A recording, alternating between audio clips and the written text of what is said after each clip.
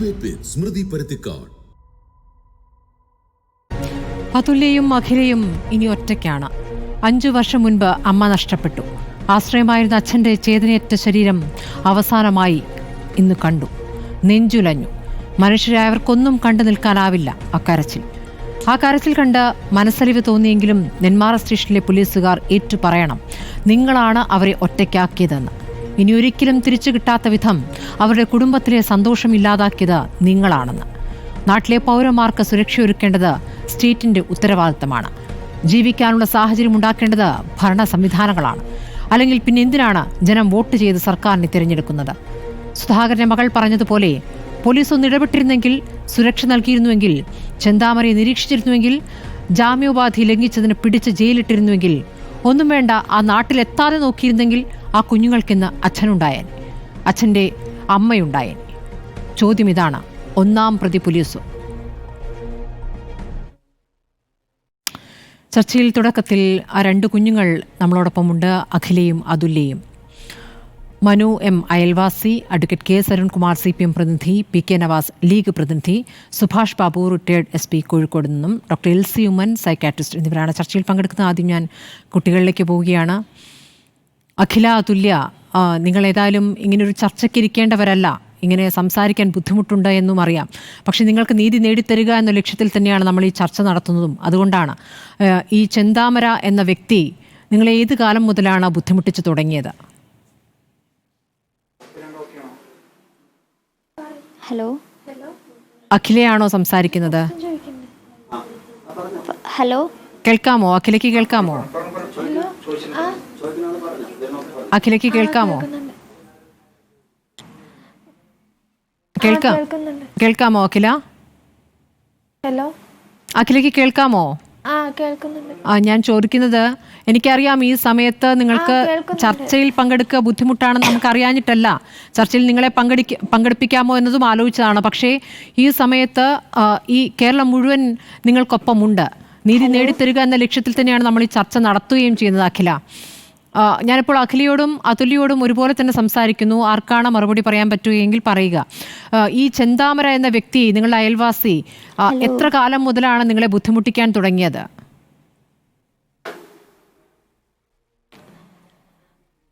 അമ്മ മരിച്ചത് 2019. അപ്പോഴാണ് നമുക്കേ അറിയണത് ഇയാൾക്ക് ഞങ്ങളുടെ മേലെ ഇത്രയും വലിയ പകയുണ്ടെന്ന്. അത് അമ്മ മരിച്ചപ്പോൾ ഞങ്ങൾ വിചാരിച്ചു ഇനി നമ്മുടെ കുടുംബത്തിൽ വരില്ല വിചാരിച്ചു. ഇപ്പൊ 2025 അത് ഉണ്ടായിരുന്നു. ഇനിയും ഞങ്ങൾ പോകുമെന്ന് അറിയില്ല. നിങ്ങള് അമ്മയെ ഇത്രയും വലിയ പക വെക്കാൻ കാരണം എന്താ കാരണം ഒന്നും അറിയില്ല. ഇപ്പം നിങ്ങളുടെ അയൽവാസിയുടെ പ്രതികരണം വന്നല്ലോ.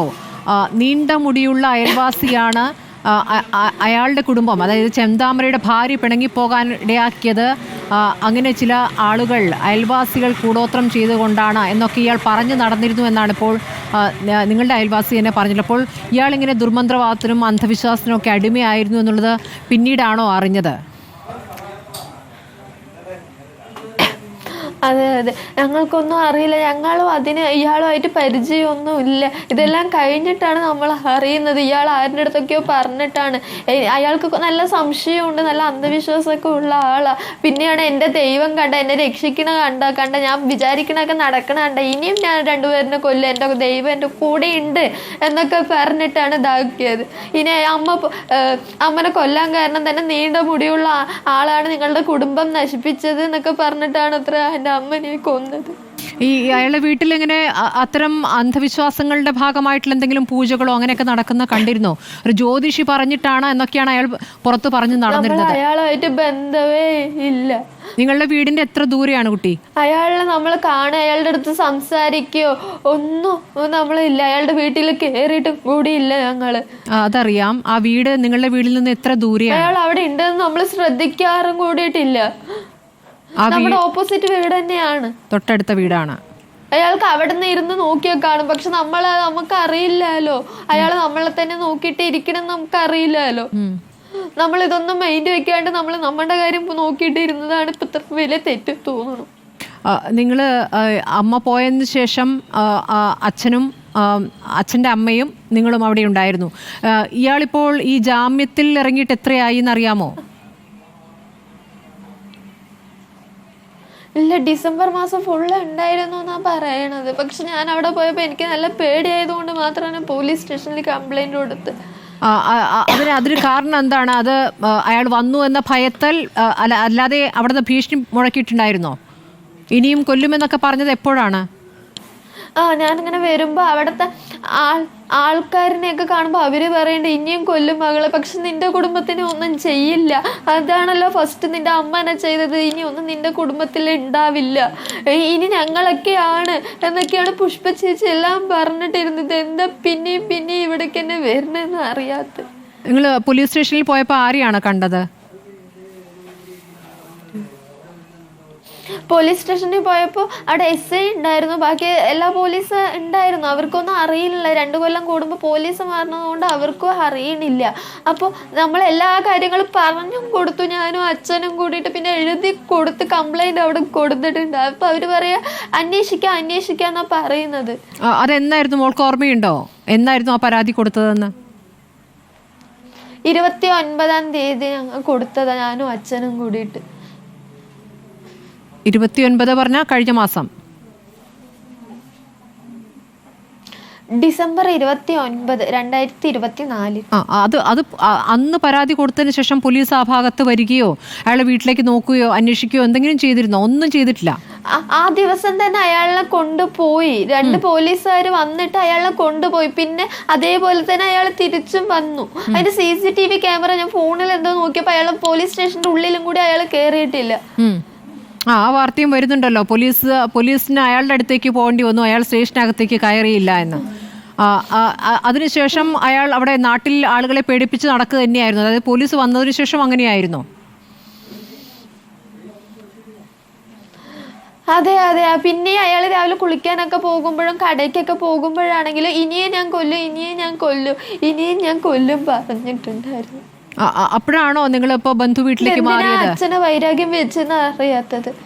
അല്ല, അതുകൊണ്ടാണോ മക്കളെ രണ്ടുപേരും അവിടുന്ന് മാറിയത്? ഞായറാഴ്ച വരും, തിങ്കളാഴ്ച പോണത് കൊണ്ട് അച്ഛമ്മൻ്റെ അവിടെ ഇരിക്കണത് ഒറ്റയ്ക്ക്. ആ അച്ഛമ്മയെ ഒറ്റയ്ക്ക് എന്ത് ചെയ്യാൻ എന്നെ കൊണ്ടെന്ന് പറഞ്ഞിട്ടാണ് ഞാൻ അമ്മാമ്മൻ്റെ അവിടെ ഇരുന്നത്. അപ്പോൾ അയാളെ കാണുകയും വേണ്ട, ഒരു ഇതും ആയല്ലോ പറഞ്ഞിട്ടാണ് ഞാൻ അമ്മാമ്മൻ്റെ വീട്ടിലേക്ക് മാറിയത്. ഈ അച്ഛൻ ഇയാളെ പറ്റിയിട്ട് എന്തെങ്കിലും പറഞ്ഞിരുന്നോ? ഇയാളെ ഭീഷണിയുണ്ട്? മരിച്ച പിന്നെ ഞാൻ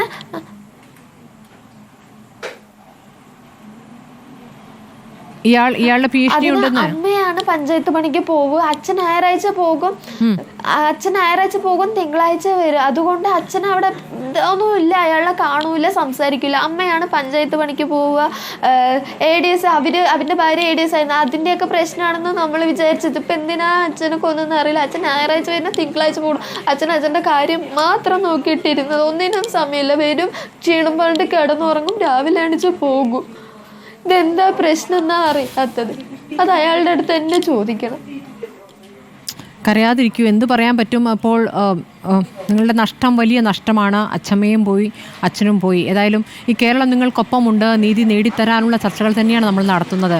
അഖില, അതുല്യ, വളരെ നന്ദി. ഈ ആദ്യഘട്ടത്തിൽ തൂക്കിക്കൊല്ലാൻ പറ്റണത്രയും കൂടുതലും തൂക്കിക്കൊല്ലാൻ ശ്രമിക്കും. വളരെ വേഗത്തിൽ തന്നെ അയാളെ പിടികൂടാനാകട്ടെ അഖില. തീർച്ചയായും അങ്ങനെ സംഭവിക്കും. അതുല്യ കേൾക്കാമോ? അതുല്യ, അഖില 2 സഹോദരിമാരാണ്. അതുല്യ കേൾക്കാമോ?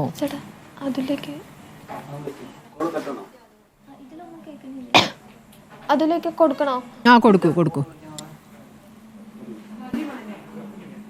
ഇത് കൊടുക്കാം.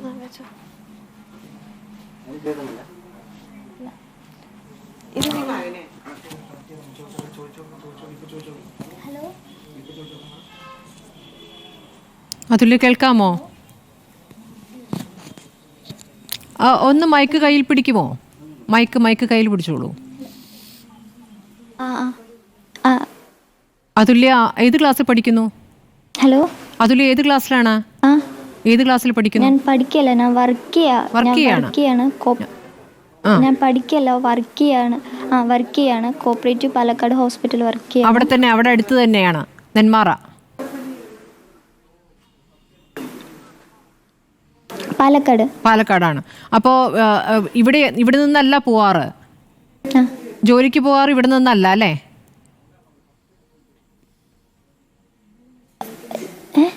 ഈ വീട്ടിൽ നിന്നാണോ പോകാറ്?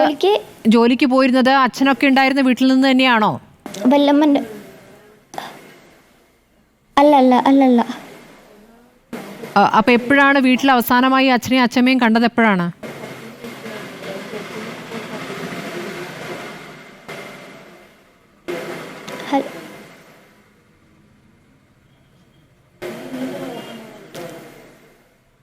കേൾക്കാമോ അതുലി?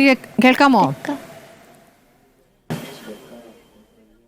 കേൾക്കുന്നില്ല, ഇടയിലിടയിൽ വിട്ടിട്ട് എന്തൊക്കെയോ ചെറിയൊരു സാങ്കേതിക തകരാറുണ്ട്. ഏതായാലും തൂക്കിക്കൊല്ലണം.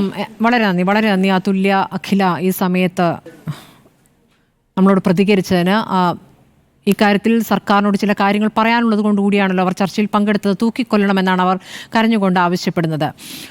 ഞാൻ ആദ്യം CPM പ്രതിനിധിയിലേക്ക് പോകുന്നു. Advocate K. സരൺകുമാർ, ഇതിൽ രാഷ്ട്രീയ വ്യത്യാസം മറന്ന് മനസ്സിലാക്കേണ്ട ഒരു കാര്യമുണ്ട്. അവർ പോലീസ് സ്റ്റേഷനിൽ പോയി പറഞ്ഞ ശേഷവും ആ പ്രതിയെ പിടികൂടുന്നതിൽ, അപകടകാരിയായ ആ ക്രിമിനലിനെ പിടികൂടുന്നതിൽ പോലീസിന് അനാസ്ഥയുണ്ടായിട്ടുണ്ടെന്ന് വ്യക്തമായി കഴിഞ്ഞല്ലോ.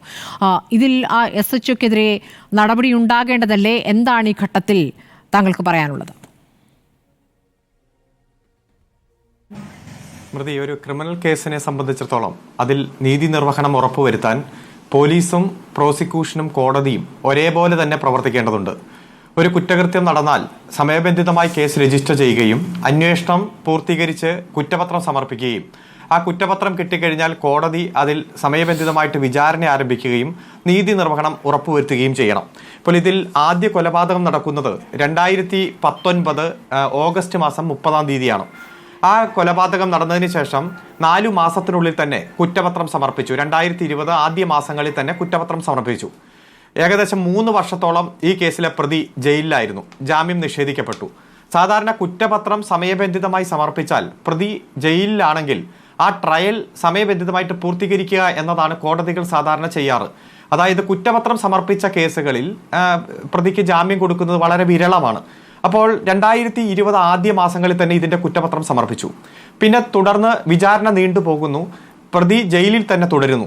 അവസാനം ജാമ്യാപേക്ഷ കൊടുത്തു.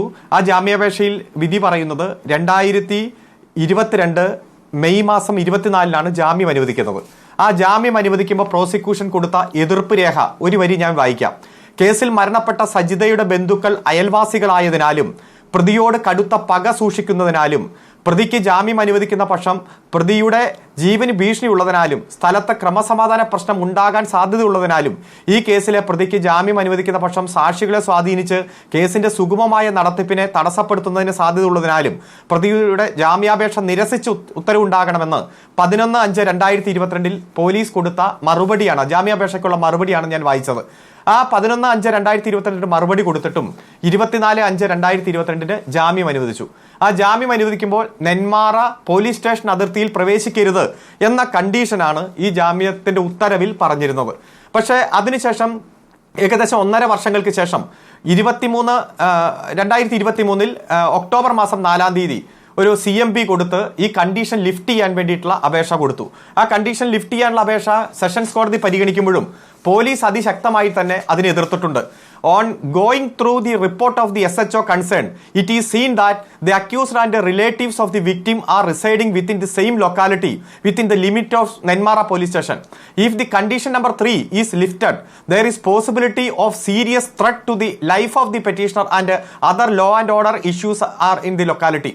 Having regard to the fact and circumstances of the case, I am of the considered view that the condition number 3 can be modified.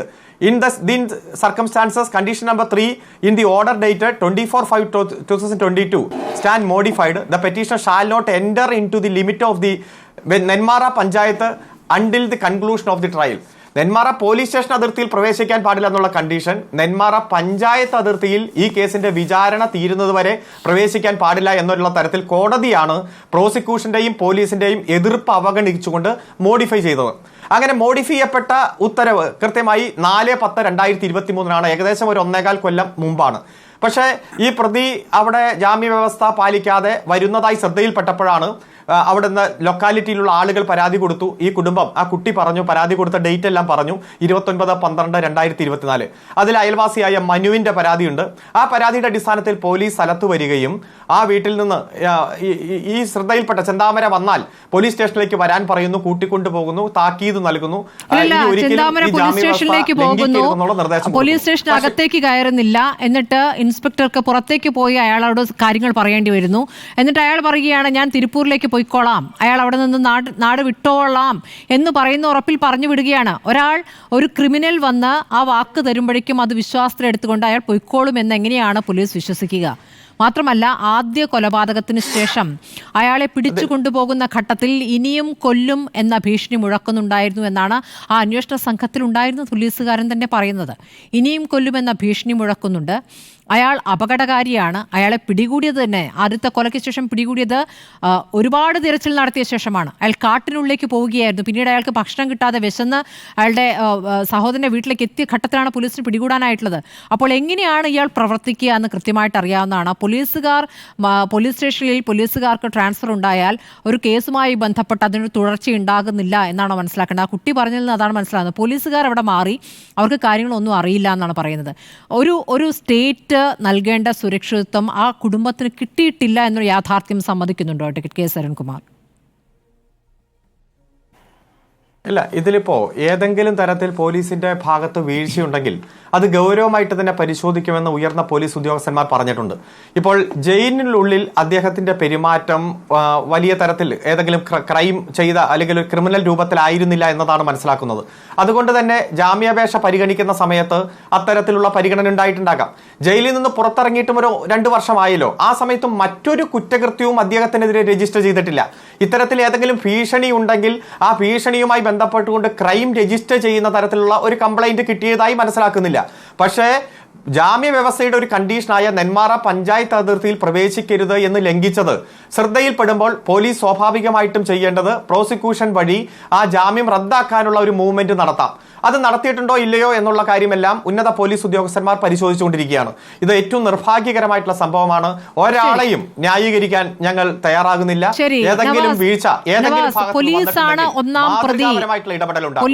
ഒന്നാം പ്രതി എന്നാണെന്ന് പ്രതിപക്ഷം പറഞ്ഞത്. യൂത്ത് കോൺഗ്രസ് അവിടേക്ക് പ്രതിഷേധ മാർച്ച് നടത്തുകയും ചെയ്തിരിക്കുന്നു. കേവലം ഒരു SHOയുടെ പിഴവ്, SHOയ്ക്ക് മാത്രം പറ്റി പിഴവായിട്ടാണോ ഇതിനെ കാണേണ്ടത്? ഇതൊരു രീതിയാണ്. പരാതി പോയി പറഞ്ഞാൽ ആ പരാതി ആർക്കെതിരെയാണോ ഉന്നയിച്ചത് അയാളെ അവിടെ എത്തിക്കും. അയാൾ പറയുന്ന വാക്ക് കേട്ട് അയാളെ പറഞ്ഞു വിടുകയും ചെയ്യും. ആ നാടാകെ ഭീതിയിലായിരുന്നു. ഇയാൾ ഓരോ തവണയും കൊല്ലുമെന്ന് ഭീഷണിപ്പെടുത്തി അടുത്തത് നീയാണ് എന്ന് തോന്നിക്കുന്ന തരത്തിലാണ് ആ സ്ഥലത്ത് നടന്നിരുന്നത് എന്നാണ് നാട്ടുകാർ ഓരോരുത്തരും പറയുന്നത്. ഇങ്ങനെ ഭയപ്പെടുത്തുന്ന ഇത്രയും കൊടും ക്രിമിനലായ ഒരാളെ അവിടെ വീണ്ടും അടുത്ത കൊലയ്ക്ക് കൂടി സഹായകമാകുന്ന സാഹചര്യം ഒരുക്കി കൊടുത്ത പോലീസല്ലേ യഥാർത്ഥത്തിൽ? സ്മൃതി, അങ്ങേയറ്റം നിരാശയോട് കൂടിയാണ് നമ്മളൊക്കെ ഈ ചർച്ചയിരിക്കുന്നത്. ഞാൻ മനസ്സിലാക്കുന്നത് ഗവൺമെന്റിനെയും പോലീസിനെയും ന്യായീകരിക്കേണ്ടി വരുന്ന ഒരു അവസ്ഥയിലായിട്ട് പോലും അരുൺകുമാറിനും ആ വേദന ഉണ്ടാകുമെന്ന് ഞാൻ മനസ്സിലാക്കുകയാണ്. കാരണം നെന്മാറ CAക്ക് സസ്പെൻഷൻ, ഇതാണ് നടപടി. നെന്മാറ CA സസ്പെൻഡ് ചെയ്തിരിക്കുന്നു. പറഞ്ഞോളൂ സ്മൃതി. ആ കുട്ടികൾ പറഞ്ഞ അവസാനത്തെ ഒരു വാചകം നിങ്ങൾ ശ്രദ്ധിച്ചിട്ടുണ്ടാവും. വളരെ നിഷ്കളങ്കമായി അവർ പറഞ്ഞു. ആ പ്രതിയെ പിടിക്കപ്പെട്ടിട്ടില്ല. അവർ നിഷ്കളങ്കമായി പറയണം, അമ്മയും അച്ഛനെയും അച്ഛൻ്റെ അമ്മയും കൊന്നു കളഞ്ഞ് അവരെ തൂക്കിക്കൊല്ലണം എന്ന് കരഞ്ഞുകൊണ്ട് പറയുന്ന അവരുടെ വൈകാരികതയെ നമ്മൾ മനസ്സിലാക്കേണ്ടേ. അങ്ങനെ പറയാൻ ഈ 2 കുട്ടികൾക്ക് വന്ന അവസ്ഥയെ ആരുണ്ടാക്കിയതാണ്? ഈ അവസ്ഥ എങ്ങനെ രൂപപ്പെട്ടതാണ്? ഇപ്പോൾ അരുൺകുമാർ ഇവിടെ നേരത്തെ സംസാരത്തിലേക്ക് പറഞ്ഞു, ജാമ്യത്തിൻ്റെ സമയത്ത് പോലീസ് അതിശക്തമായി എതിർത്തു, ജാമ്യത്തിന് ഇളവ് ചോദിച്ച സമയത്തും അതിശക്തമായി എതിർത്തു. ശരി, ആ 2 സമയത്തും അതിശക്തമായി എതിർത്ത പോലീസിന് അറിയാലോ ഇയാളൊരു ക്രിമിനലാണെന്നും ഇയാൾ പുറത്തിറങ്ങിയാൽ ഇങ്ങനെ അക്രമം ഉണ്ടാകുമെന്നും അദ്ദേഹം ആക്രമിക്കാൻ സാധ്യതയുണ്ട് എന്നാണല്ലോ 2 റിപ്പോർട്ടിൽ പറഞ്ഞത്. അപ്പോൾ ബോധ്യമുള്ളൊരു പോലീസ്, ഈ പ്രതിയെക്കുറിച്ച് വളരെ കൃത്യമായി ബോധ്യമുള്ള ഒരു പോലീസ് ഈ പറയുന്ന നാട്ടുകാർ റിട്ടേൺ പെറ്റീഷൻ, ഒരു മാസ് പെറ്റീഷൻ നാട്ടുകാർ കൊടുത്തിട്ടും ഈ പറയുന്ന ഈ 2 മക്കളും അച്ഛനും ചെന്ന് പരാതി പറഞ്ഞിട്ടും ഒരു തരത്തിലുള്ള കൂസലും ഇല്ലാതെ നിൽക്കുന്ന ഒരു പോലീസ്, ഒരു തരത്തിലും നിഷ്ക്രിയമായി നിൽക്കുന്ന ഒരു പോലീസ്. നോക്കൂ നിങ്ങൾ, ഞാൻ ഇന്ന് നാട്ടുകാരുടെയൊക്കെ ഇൻ്റർവ്യൂ നിങ്ങളുടെ ചാനലിലൂടെ കാണുമായിരുന്നു. എല്ലാ നാട്ടുകാരും പറയാണ് ഇവൻ ഭയപ്പെടുത്തി നടക്കുകയായിരുന്നു, ഞങ്ങളൊക്കെ പേടിച്ച് നിൽക്കുകയാണ്, അയൽവാസികളൊക്കെ പേടിച്ച് നിൽക്കുകയാണ്. ഇത് കേരളത്തിലല്ലേ സ്മൃതി? ഒരു നാടൊന്നാകെ പേടിച്ച് നിൽക്കുന്ന ഒരു പ്രതിയെ, അയാൾ ഒരു കുഴപ്പമില്ലാതെ അങ്ങാടിയിലൂടെ അങ്ങോട്ടും ഇങ്ങോട്ടും നടക്കുന്നു. ചില സമയത്ത് ആയുധം അയാളുടെ കയ്യിലുണ്ടായിരുന്നു എന്ന് ചില നാട്ടുകാർ പറയുന്നു. അപ്പോൾ ഒരു നാടിനെ വിറപ്പിച്ചുകൊണ്ട് ഒരു കൊലയാളിയായ ഒരാൾ അയാൾക്ക് നൽകിയിട്ടുള്ള ബെയിൽ കണ്ടീഷൻ തെറ്റിച്ചുകൊണ്ട് ഈ പറയുന്ന പഞ്ചായത്തിൽ പ്രവേശിക്കരുത് എന്ന് പറഞ്ഞിട്ട് ഇയാളുടെ ഇദ്ദേഹത്തിൻ്റെ വീടിൻ്റെ 10 മീറ്റർ അപ്പുറത്ത് 5-6 ദിവസം താമസിച്ചിട്ടും ഇവിടുത്തെ സിസ്റ്റം വർക്ക് ചെയ്തില്ല എന്നതാണ് ഏറ്റവും വലിയ പ്രശ്നം. ശ്രുതി, ഇവിടുത്തെ സിസ്റ്റത്തിൻ്റെ കുഴപ്പമാണ്. നമ്മൾ തിരിച്ചറിയേണ്ടത് ഈ സിസ്റ്റത്തിന് എന്താണ് പറ്റിയത്, കേരളത്തിലെ പോലീസ് സംവിധാനത്തിൻ്റെ സിസ്റ്റത്തിൻ്റെ തകരാർ എന്താണ് എന്ന് പരിശോധിക്കാൻ ഈ പറയുന്ന ഗവൺമെൻറ് സംവിധാനങ്ങൾ തയ്യാറാകേണ്ടതുണ്ട്. നോക്കൂ, ക്രിമിനലുകൾക്ക് ഈ സിസ്റ്റത്തിന് മുമ്പിൽ ഒരു ഭയപ്പാടുമില്ലാതെ അവർക്ക് നടക്കാൻ വേണ്ടി കഴിയുന്നു. എന്നാൽ ഈ സിസ്റ്റം സംരക്ഷിക്കപ്പെടേണ്ട സാധാരണ പൗരന്മാർ, ആ പൗരന്മാർ ഈ സിസ്റ്റത്തിൽ പ്രതീക്ഷയില്ലാതെ നിരാശ കണ്ടുകൊണ്ട് നമ്മുടെ ചാനൽ മുറികൾക്കകത്ത് വന്നിരുന്ന് കരഞ്ഞുകൊണ്ട് ഇങ്ങനെ പറയേണ്ട ഗതികേടുണ്ടാകുന്നു. ഒരു സിസ്റ്റം പരാജയപ്പെടുകയാണ്. അത് ഈ കേസിൽ മാത്രമല്ല, കേരളത്തിൻ്റെ പൊതുചിത്രം നിങ്ങൾ എടുക്ക്, പാമ്പിനെ കടിപ്പിച്ച് കൊല്ലുന്ന വാർത്തകൾ നമ്മൾ കേൾക്കുന്നു. നിരന്തരമായി കേരളത്തിൽ കേട്ടുകേൾവി ഇല്ലാത്ത വിധം ക്രിമിനൽ ആക്ടിവിറ്റികൾ നമ്മൾ കേട്ടുകൊണ്ടേയിരിക്കുന്നു. ഒരു നാട് മുഴുവൻ ഇത്തരം ക്രിമിനലുകൾക്ക് കീഴ്പ്പെട്ടുകൊണ്ടിരിക്കുന്ന വാർത്ത കേൾക്കുന്നു. 2025 നമ്മളുള്ളത്. 2024 സ്റ്റേറ്റ് ക്രൈം റെക്കോർഡ് ബ്യൂറോയുടെ കണക്കുകൾ ഞാനിന്നൊന്ന് പരിശോധിച്ചു. അതിൽ പറയാണ് കേരളത്തിൻ്റെ ചരിത്രത്തിൽ ഏറ്റവും കൂടുതൽ കൊലപാതക ശ്രമങ്ങൾ നടന്നത് ഈ 2024. കേരളത്തിൻ്റെ ചരിത്രത്തിൽ ഏറ്റവും കൂടുതൽ ബലാത്സംഗങ്ങൾ നടന്നത് ഈ 2024. ഏറ്റവും കൂടുതൽ മോഷണങ്ങൾ നടന്നത് 2024. സ്ത്രീകൾക്കും കുട്ടികൾക്കുമെതിരെ ഏറ്റവും കൂടുതൽ അക്രമം നടന്നത് ഈ 2024. എന്റെ കണക്കല്ല, കേരളത്തിലെ സ്റ്റേറ്റ് ക്രൈം റെക്കോർഡ് ബ്യൂറോയുടെ കണക്കാണ്. ഇതേ സമയത്ത് നാടിനെ വിറപ്പിച്ച് നടക്കുന്ന ക്രിമിനലുകൾക്കെതിരെ നടപടി ഉണ്ടാകുന്നില്ല, പരാതിപ്പെട്ടിട്ടും നടപടി ഉണ്ടാകുന്നില്ല. ഇപ്പോൾ തുടർച്ചയായി രണ്ടാമത്തെ സംഭവമാണല്ലോ. നേരത്തെ ഋതു എന്ന വ്യക്തിയെ ഇപ്പോൾ പിടികൂടിയത് ഓർക്കുന്നുണ്ടല്ലോ. ഋതു എങ്ങനെയായിരുന്നു നാട്ടിലെ ആളുകളെ ഭയപ്പെടുത്തിയിരുന്നതെന്ന്. ഒരു വീട്ടിലുള്ളവരെ കുത്തിക്കൊന്ന പ്രതി ഋതു ഈ അടുത്താണല്ലോ പിടിയിലായത്. അപ്പോൾ അതൊരു തുടർച്ചയാണ്. പറവൂരിലാണ് ആ സംഭവം. അതിൻ്റെ അതേ രീതിയിലുള്ള സമാനമായ സംഭവമാണ്. കാരണം നാട്ടുകാരെ മുഴുവൻ ഭയപ്പെടുത്തി ഭീഷണിപ്പെടുത്തി കൊല്ലുമെന്ന് ഭീഷണിപ്പെടുത്തി നടക്കുന്ന ഒരാൾ, അയാൾക്കെതിരെ നടപടിയെടുക്കാൻ പോലീസ് തയ്യാറാകുന്നില്ല. ഇയാൾ ജയിലിൽ നന്നായി ജീവിച്ചു, അതായത് ഈ 5 വർഷം വിചാരണ തടവുകാലം നല്ല വ്യക്തിയായി അവിടെ ജീവിച്ചു എന്ന് വിശ്വസിക്കാൻ അല്പം ബുദ്ധിമുട്ടുണ്ട്. കാരണം ഇയാൾ പുറത്തിറങ്ങിയ ഉടനെ ഭീഷണി മുഴക്കുന്നു. ആ രൂപത്തിലൊരു സ്വഭാവ മാറ്റം ഉണ്ടാകില്ലല്ലോ. പുറത്തിറങ്ങിയ ഉടനെ ഞാൻ കൊല്ലും എന്ന് പറഞ്ഞുകൊണ്ട് ആളുകളെ മുഴുവൻ ഭീഷണിപ്പെടുത്തിക്കൊണ്ടിരിക്കുന്ന ഒരാളാണ്.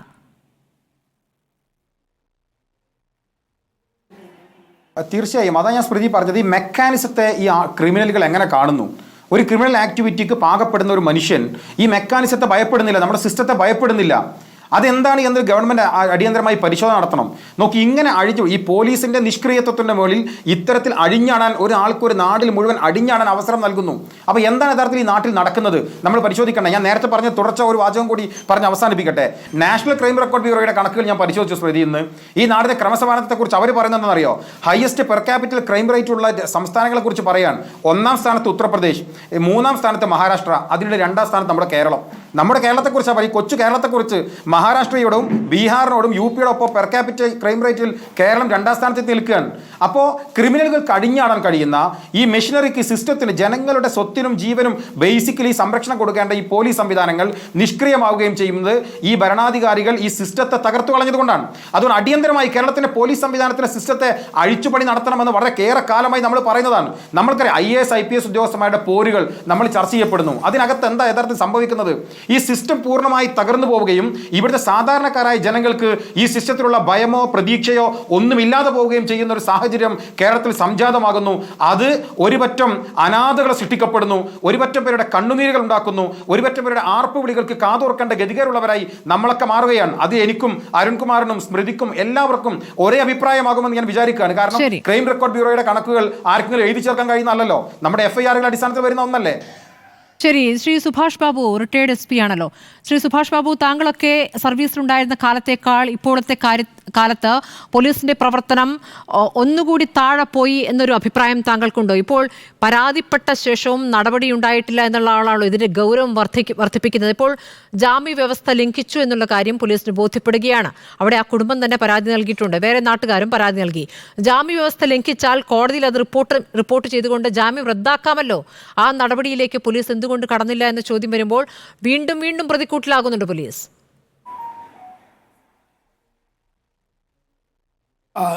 തീർച്ചയായിട്ടും പോലീസ് ഉദ്യോഗസ്ഥരെ സംബന്ധിച്ചിടത്തോളം ഇതേമാതിരി പ്രത്യേകിച്ച് അതൊരു സൈക്കോ ക്രിമിനൽ എന്ന് നമുക്ക് വേണമെങ്കിൽ അദ്ദേഹത്തിനെ വിശേഷിപ്പിക്കാം. കാരണം അദ്ദേഹത്തിന് മാനസിക പ്രശ്നം ഉണ്ടാകുന്നത് നാട്ടുകാർക്കൊക്കെ അറിയുന്ന കാര്യമാണ്. അതുപോലെ തന്നെ ആദ്യത്തെ കേസിൽ ആ കുറ്റകൃത്യം ചെയ്തതിൻ്റെ കാരണമായി അദ്ദേഹം പറയുന്നത് അദ്ദേഹത്തിൻ്റെ ഭാര്യ അദ്ദേഹത്തെ വിട്ടുപോകാനുള്ള കാരണക്കാർ അടുത്ത വീട്ടിലുള്ള ആളുകളാണ്. അതെങ്ങനെയാണ്? അത് ആരോ ഒരു പ്രശ്നക്കാരനോട് ചോദിച്ചതിൻ്റെ അടിസ്ഥാനത്തിൽ ഇങ്ങനെ മുടി നീണ്ട ഒരു അയൽവാസിയായ ഏതോ ഒരു സ്ത്രീയാണ് എന്ന് പറഞ്ഞു. അപ്പോൾ അതിൽ ഏറ്റവും കൂടുതൽ അദ്ദേഹത്തിന് സംശയിക്കാൻ പറ്റിയ ഒരാളെ, സ്വാഭാവികമായിട്ട് ഈ സൈക്കോ ആകുമ്പോൾ സംശയം വരും. ആ സംശയത്തിൻ്റെ അടിസ്ഥാനത്തിലുണ്ടായ ഒരു ആക്ഷനാണ് അദ്ദേഹത്തിൻ്റെ ആദ്യത്തെ കൊലപാതകം. ഇത് കഴിഞ്ഞതിന് ശേഷം ഈ കേസിൻ്റെ എന്താണ് അതിൻ്റെ മോട്ടീവ് എന്നുള്ളത് പോലീസ് എന്തായാലും തിരിച്ചറിഞ്ഞിട്ടുണ്ടാവും. ആ പോലീസ് തിരിച്ചറിഞ്ഞതിൽ നിന്ന് തീർച്ചയായിട്ടും ഇത് പോലീസ് തിരിച്ചറിയും ഈ വീട്ടുകാരോട് ഇദ്ദേഹത്തിന് സ്ഥിരമായ ഒരു വിദ്വേഷവും വൈരാഗ്യവും പകയും ഉണ്ട് എന്നുള്ളത് തിരിച്ചറിയാൻ പോലീസിന് സാധിച്ചിട്ടുണ്ടാവും. അതുപോലെ തന്നെ ഇദ്ദേഹത്തിന് കൗൺസിലിങ്ങിനൊക്കെ വിധേയമാക്കിയിട്ടുണ്ടാവും. അവരുടെ റിസൾട്ട് എന്താണെന്ന് നമുക്കറിയില്ല. എന്തായാലും ശരി, അങ്ങനെയുള്ള കൗൺസിലിങ്ങിന് വിധേയമാക്കിയിട്ടുണ്ടെങ്കിൽ തീർച്ചയായിട്ടും അദ്ദേഹത്തിൻ്റെ മാനസികാവസ്ഥ മനസ്സിലാക്കാൻ ജയിലിൽ നിന്ന് സാധിച്ചിട്ടുണ്ടാവും. അത് തന്നെയല്ല, ഇനിയിപ്പം ജാമ്യം കിട്ടിയെന്ന് കൊടുക്കുക, അനിവാര്യമായിട്ട് കോടതിയിൽ നിന്ന് ചോദിച്ചു കഴിഞ്ഞാൽ ജാമ്യം കൊടുക്കും. ജാമ്യം കൊടുത്തതിന് ശേഷം അതിൻ്റെ കണ്ടീഷൻ മാറ്റുമ്പോഴും എന്താണ്, അദ്ദേഹം ഈ സ്ഥലത്ത് വരാൻ പാടില്ല, ആ പഞ്ചായത്തിൽ വരാൻ പാടില്ല. പക്ഷേ അദ്ദേഹം ആ പഞ്ചായത്തിൽ വന്നു. പോലീസ് ചിലപ്പോൾ പെട്ടെന്ന് അറിഞ്ഞിട്ടില്ല എന്നൊരു അറിയാതിരിക്കാൻ പറ്റില്ല, അറിയണം നിർബന്ധമാണ്. പ്രത്യേകിച്ച് ഇങ്ങനെ അപകടകാരിയായ ഒരു ക്രിമിനലാകുന്നു. അവിടെ വന്നതിന് ശേഷം അതായത് ഏത് സുഭാഷ് ബാബു എനിക്ക് അതൊന്ന് വിശദീകരിച്ചു തരണം. ഇപ്പോൾ സാധാരണ ജാമ്യവ്യവസ്ഥയിൽ ജില്ലാ പരിധിയാണ് പറയുക, ജില്ലയിലേക്ക് കടക്കരുതെന്നാണ് പറയുക. ഇത് പഞ്ചായത്ത് പറഞ്ഞതുകൊണ്ട്, പഞ്ചായത്ത് പരിധി എന്ന് കോടതി പറഞ്ഞതുകൊണ്ട് പോലീസിന് അത് കുറച്ചുകൂടി ദുർഘടമായി എന്നാണ്. അതെങ്ങനെയാണത്? അല്ല, പോലീസിന് ദുർഘടം കോടതിയെ പഠിപ്പിച്ചിട്ട് നമുക്കിപ്പോൾ കോടതിയെ നമുക്ക് നിയന്ത്രിച്ചിട്ടൊന്നും ചെയ്യാൻ പറ്റില്ല. കോടതി അതിൻ്റേതായ ന്യായീകരണങ്ങളുണ്ടാവും, അവിടെ പറയാനുള്ള അവസരം കിട്ടി. അതല്ലെങ്കിൽ ഈ ജാമ്യം അവിടെ ഇതേമാതിരി കണ്ടീഷൻ കൊടുത്ത് അത് പഞ്ചായത്ത് എന്ന് പറഞ്ഞാൽ ഞങ്ങൾക്ക് ബുദ്ധിമുട്ടുണ്ട് ഇദ്ദേഹത്തിനെ ഒബ്സർവ് ചെയ്യാൻ വേണ്ടിയിട്ട്. അവരെന്ത് ചെയ്തു എന്ന് പറയണമല്ലോ. അല്ലെങ്കിൽ അവർക്കതിനകത്ത് പരാതിയുണ്ട്, അത് അപകടകരമാണ്, ഞങ്ങൾക്കിത് നിയന്ത്രിക്കാൻ പറ്റില്ല, ഇവർക്ക് മേൽക്കോടതി പോയില്ലല്ലോ. ആ പോകാതിരുന്നത് 2023 ശേഷം ഇതുവരെ അവരത് അതിനെപ്പറ്റി ചിന്തിച്ചിട്ടില്ലല്ലോ.